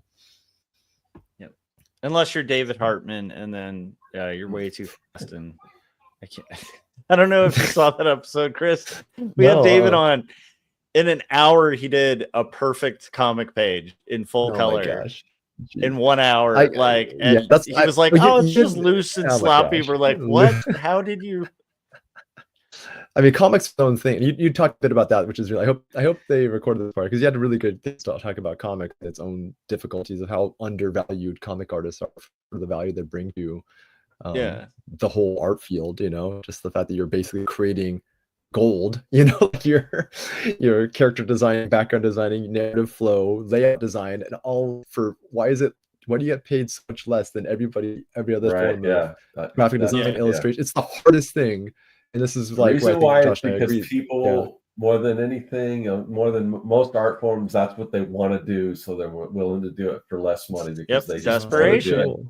And it's I feel I'm always going to be championing, like, you know how much value like those Marvel comics have built billion-dollar industries based on these like funny book illustrations, like Jack Kirby, and it's like, think of how much value his ink lines have made, the templates for which these billion-dollar franchises have spawned. It's like, were they compensated for being the people that originated this? I don't think so. No. So was there anything else? We can't. I just realized I was gonna go off about comics, and then we have no time. So we'll have to have Chris. We'll have to have you back on. Is there we got so much in the panel that we didn't touch on that we wanted to you wanted to let people know about, or did we kind of gloss over pretty much everything?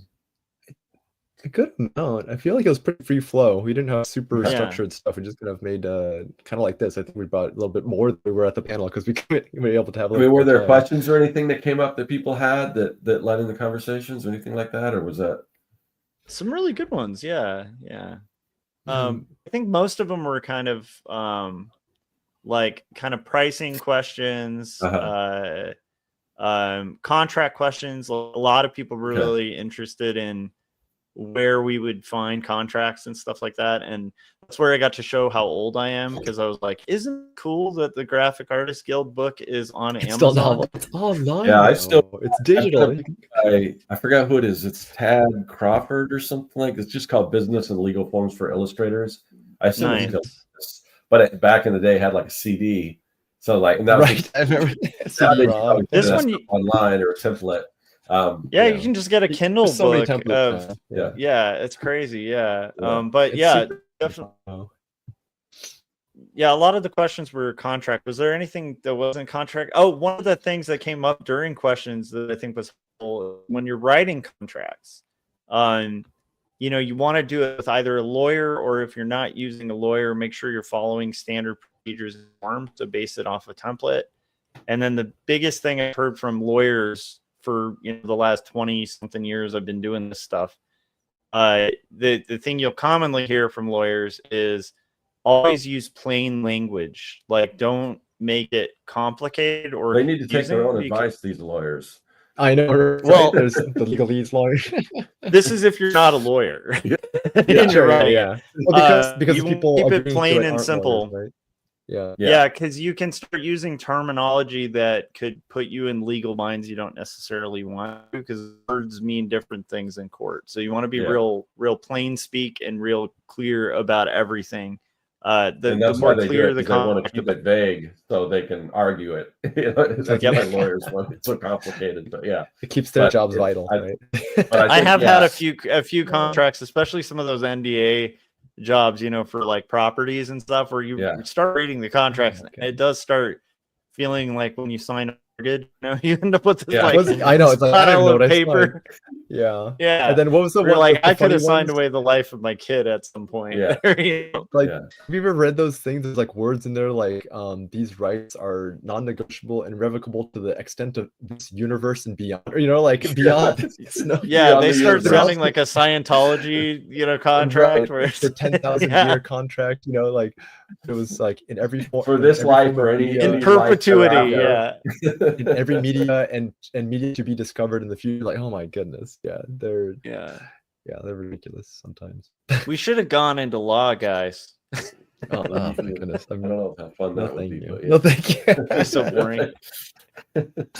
I'm glad somebody can do it. All right, so I think we covered it pretty well. But hopefully, maybe like you said, if it happens to if you happen to find out, Chris, that somebody did film the panel and it does get posted, maybe just on this video somewhere in a comment, just put a link to that. Or maybe, I don't know if YouTube will let somebody else put a link in there, but I don't know.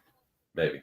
I'll make those on my social media at Kid Rivet or Sketchboy01. It did get recorded, so I'll let Royce. I'll have him tell me where it goes eventually. So, because there's some good content out there that we can look at.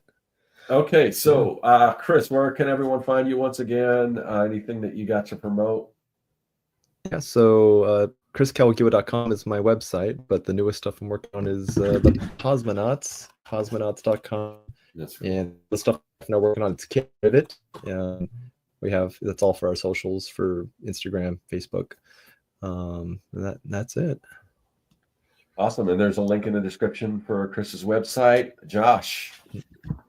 I love it. I'm just gonna shout out Christopher Kawagiwa. Make sure you check out his stuff. Ralph Miranda, check out his stuff. And Richard Fairgray was another guy who I bumped into at the con. Make sure you're supporting his work.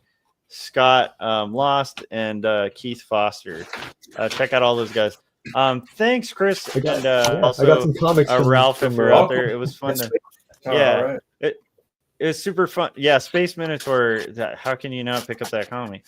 But yeah, thanks for having me come to WonderCon. It was really fun. It was cool to do the panel. In there. Yeah, awesome. The fun part about the panel was like we all. Chris, or? I knew that they would be there, so I wanted to make sure I stopped. Okay, cool. I did. Awesome. Yeah. My kid didn't let me stay very long, but I made sure to grab at least a couple for me. Then she was literally dragging me away. So wish I had more time there, but it was fun to see people in person. I love that picture that you posted of your daughter who was concerned that there's a little thing that said all weekend. Lost dog. It was Zool. Zool, the demon dog. She just all weekend. She's like, "Where's lost pet?" And I'm like, it's the ghost. She's very gently concerned. Where's the lost dog? Yeah, it's cute. So cute. Yeah, it was cool. It was cool. The panel was fun to do too. I appreciate you guys having me up. And one thing that was my favorite part of the panel was like almost, I'd say like 4 out of 5 of us were Cal State Long Beach grads. So yeah, we were representing Beach. Yeah, which makes me happy. Yeah. Cool. Scott, where can everybody find your stuff and eventually follow the end of? Yeah. So the Young and the Dead. The only thing right now I'm promoting is the upcoming Kickstarter for Young and the Dead. You can go to youngandthedead.com. That'll take you right to the landing page. Or if you're watching this a week from now, the Kickstarter will be up. But it is the conclusion of my ongoing comic book, Young and the Dead. This is just a little mock-up that I did. Cool wraparound cover, but you'll be able to get individual issues as well, or the trade paperback. But this is it. This is the complete story, and it's pretty thick. So cool, man. I'm super excited. Yeah. A lot about it. Yeah. If you're on my Patreon, you've already seen I've got a video that's out, and otherwise, I think that video will hit on Thursday on my YouTube channel. And it just talks about all the cool kind of what inspired me to do this comic, all those cool 80s action adventure films starring kids. Awesome. So that video will be coming out, but just go to, like I said, anyone that hasn't already, even if you're kind of on the fence, whether you can back it or not, just go and at least click that button so you can be alerted when it goes live, and then you'll be reminded and you can make your decision then. But definitely, and I'm really proud of this book, so definitely, I think you guys are going to dig it. So go to youngandthedead.com for that. Other than that, the Artcasters, we do this show pretty much every single week. We have a different guest. It rotates back and forth between Josh's channel and my own channel. That all can be a little confusing, but if you don't want to be confused, all you have to do is join our mailing list. We don't spam you or anything. There's a link in the description. Click that and you'll be notified usually about 30 minutes or so before we go live, because YouTube doesn't always notify you. It'll let you know whose channel it's going to be on. It'll let you know who the guest is going to be, with the topic, all that stuff. So join our mailing list. Like I said, there's a link in the description. I want to thank everyone in the chat. And Mike says they're looking forward to the video. Yeah, I'm excited about it. Jim said it's one of the best videos I've done, which is awesome to hear, but it's also one that didn't take quite as long to edit. So, and that's always the way it goes, It's always the ones that's like not as hard, right? Yeah. It's always a really quick sketch where you're like, tee hee hee, and people are like, that's the best thing you've ever drawn. You're like, really? Like, ever though? Yeah, so be on the lookout for that. And again, thanks to everyone in the chat, and we'll see you guys all next week. Later. All right. Thanks. Thanks for coming on, Chris.